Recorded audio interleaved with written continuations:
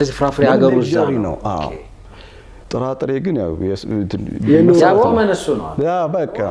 እንጀራን እንክዳታለን ጥርጣሬ ማንኛውም ምን ለማለት ፈልጌ ነው ሑብ ለሚለው ነገር ያው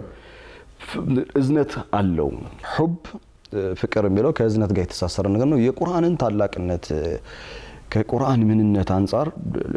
በፍቅር ወድቀናል ብሎ ባፍ መናገር ትንሽ የሚከብድ ነገር አለው በያስባለሁ በግሌ ነገር ግን ሁሉ ጊዜ ከቁርአን ጋር ባለን ትስስር ግን ወደ ፍቅር የሚጣራ መጽሐፍ በቃ በፍቅር መንገድ ውስጥ ይዞን ይሄዳል እኛ ግን አፍቃሪው ነን በፍቅሩ ወድቀናል ብለን ለመናገር ግን ከባባድ ሚዛኖችን የሚያሳልፍ ስለሆነ እሱም ባንደፍረው መልካም ነው ግን በጉዞ ሂደት ውስጥ ግን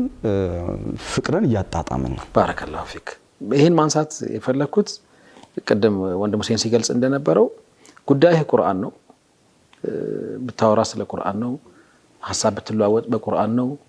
እኔ ብቻ የሆኑ እንቅስቃሴዎች ካሉ ቁርአንና ቁርአናዊ ሐሳቦች አሉ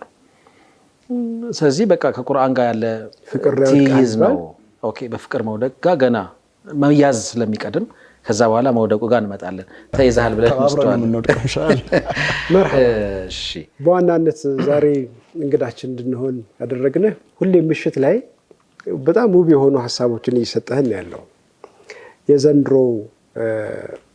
በርዕሰ ጉዳይ ደግሞ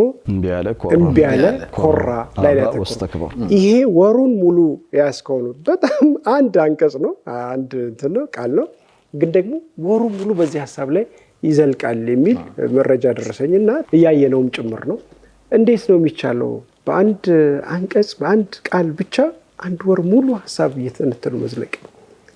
ወደ በሲራ ከመምጣታችን እሺ በጣም ጥሩ በቅድሚያ በረመዳን የሚደረጉ ፕሮግራሞች ከምንም በላይ ለኔ ትኩረት የምሰጣቸው ነው በግል የረመዳን ተከታታይ ፕሮግራም ለማንም አይደለም የምሰራው እኔ ለራሴ ነው የምሰራው ለራሴ ከአላህ ዘንድ በረካ እንዳገኝ በቃ ወሩ ሙሉ የተባረከ ነው በየ ማስበው ነው የረመዳን ፕሮግራም ከሰራው ለግል ከቁርአን ጋር የፍቅር ጉዜ ሁሌ እንዲቀጥል